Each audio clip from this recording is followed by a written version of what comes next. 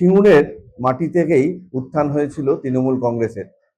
সেই তৃণমূল কংগ্রেসকেই পরাস্ত করেছেন ডক্টর অরূপ কুমার দাস।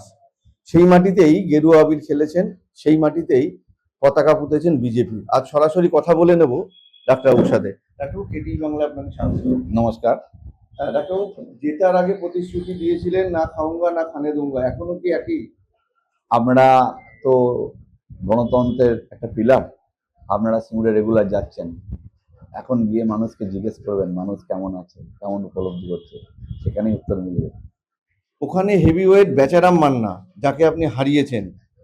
তৃণমূলের যদি 5টা নেতৃত্ব থাকে, শীর্ষ নেতৃত্ব, তার মধ্যে একজন হচ্ছে বেচারাম মান্না। তাকে হারিয়েছেন। সে হারানোর পর থেকে আজ পর্যন্ত কি বলবেন? দেখুন, আমি হারাইনি, সিঙ্গুরের জনগণ ওনাকে হারিয়েছে। উনি জনগণের সঙ্গে যেমন ব্যবহার করেছেন, সিঙ্গুরের মানুষের উপর যেরকম ব্যবহার করেছেন, সেটা সিঙ্গুরের মানুষ উপলব্ধি করেছে, বাংলার মানুষ উপলব্ধি করেছে। তাই উনি পরাজিত হয়েছেন। আমি যেহেতু একজন অর্থোপেডিক সার্জন, সিঙ্গুরে বসবাস করি এবং মানুষের পাশে ছিলাম। মানুষ যখন চেয়েছে, চিকিৎসা অরূপ দাসকে পেয়েছে।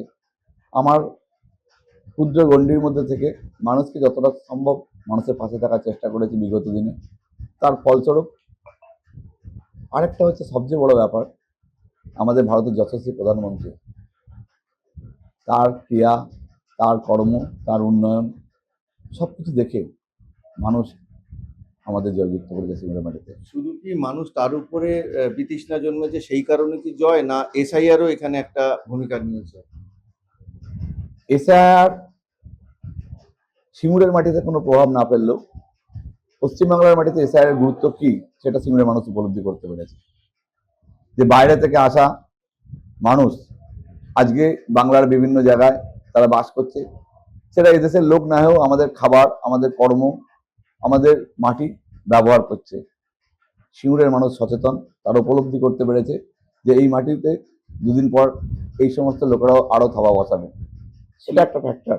সিঙ্গুরে একদিকে চাষ, একদিকে শিল্প, এই নিয়ে একটা সবসময় একটা প্রতিক্রিয়া আছে, মিশ্র প্রতিক্রিয়া রয়েছে। কি বলবেন, কি চাইছে এখন সিঙ্গুরের মানুষ? সিঙ্গুর হচ্ছে উর্বর কৃষিক্ষেত্র, কিন্তু শিল্পের জন্য যে জায়গা নেওয়া হয়েছে তার 75 to 80% জায়গা কিন্তু কৃষি অনুপযোগী হয়ে গেছে। যদিও বিগত দিনে সরকার বলেছিল আমরা কৃষি উপযুক্ত করে ফেরত দেবো, দেয়নি। সেই জায়গাতে হবে শিল্প, এবং বাকি যা সিঙ্গুরের উর্বর কৃষিভূমি সেখানে কৃষি হবে, এবং কৃষি নয়, কৃষির সঙ্গে কৃষিভিত্তিক শিল্প গড়ে উঠবে আগামী দিনে সিঙ্গুরে। টাটা কি ফিরছে সিঙ্গুরে? শিল্প আসছে, সময় উত্তর দেবে। আপনারা দেখেছেন দলের শিল্পমন্ত্রী থেকে আরম্ভ করে আমাদের শ্রদ্ধেয় মাননীয় মুখ্যমন্ত্রীও কি বলেছেন গতকাল, যারা বলছেন তা হবে। ভারতবর্ষের যে আলু উৎপাদন, তার মধ্যে মানে পরিষ্কার সিঙ্গুরের উপর ভিত্তি করে আলুটা এমনকি চাষযোগ্য যে ফসল, সেই ফসলের একটা ভূমিকা পালন করে। সেখানে দাঁড়িয়ে আলু চাষিদের একটা বিরাট সমস্যা থাকে। সবসময় তারা বারংবার রাস্তায় আলু ফেলে প্রতিবাদ করে, ধর্ণা দেয়, এইসব অবরোধ করে। সেখানে কি সমাধান হবে? দেখুন, আমি একজন কৃষক পরিবারের সন্তান এবং আমি যেখানে বাস করি, সত্যিই বলেছেন সেখানে আলুর উৎপাদনের হার অনেক বেশি এবং তার গুণগত মানও ভালো। আলুকে বাঁচাতে হবে, আলুর যে কৃষি উৎপাদন এটাকে বাঁচাতে হবে। সেখান থেকে সেটাকে এক্সপোর্ট করিডোরের মাধ্যমে যাতে বাইরে ট্রান্সপোর্ট করা যায় সেটা নিয়ে পরিকল্পনা হচ্ছে, যাতে কৃষিক্ষেত্রে যে ব্যয় সেটাও কমানোর পরিকল্পনা চলছে। শুধু তাই নয়, এখান থেকে শিল্প গড়ে যেন আলুকে উৎপাদন বেশি হলে যেন শিল্পের মাধ্যমে সেটা বাজারে অন্য বাই প্রোডাক্ট প্রস্তুত করা যায়, তারও নিয়ে পরিকল্পনা চলছে। স্টোরেজ নিয়ে বারংবার দুর্নীতির অভিযোগ উঠেছে, আপনি কি বলবেন? বিগত দিনে সরকার তো দুর্নীতি ওদের নিয়ে বাস করেছে। দুর্নীতিমুক্ত বয়হীন একটা সরকার এসছে, এটা মানুষের আস্থা অর্জন করবে আগামী দিনে। যে একদিন সাধারণ কর্মচারী ছিল, তারা যে কোটি কোটি টাকার সম্পত্তি, সেখানে অভিযোগ উঠছে দুর্নীতি। আপনারা সকলেই ভালো জানেন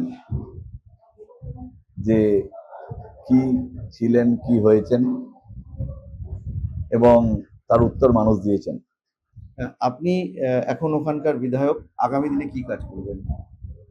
আমি ভোটের আগে সংকল্পপত্রে যে সমস্ত কথাগুলো বলেছিলাম, সিঙ্গুরে একটা সুস্থ পরিবেশ তৈরি করতে হবে, যেখানে মেয়েরা নির্ভয়ে রাতের দিনে ঘুরে বেড়াতে পারবে, কৃষকরা তার কৃষিজাত দ্রব্য সঠিক মূল্যে বাজারে বিক্রি করতে পারবে, সিঙ্গুরে ফায়ার স্টেশন হবে, সিঙ্গুরে সুপার স্পেশালিটি হসপিটাল হবে, সিঙ্গুরে রেলের যে সমস্ত কাজগুলো বলেছি সেগুলো অলরেডি আমরা জমা দিয়েছি, এবং আমাদের ফেসবুক পেজ যেগুলো ফলো করতে পারবেন যে আমরা সেগুলো নিয়ে কতটা অগ্রণী ভূমিকা পালন করছি।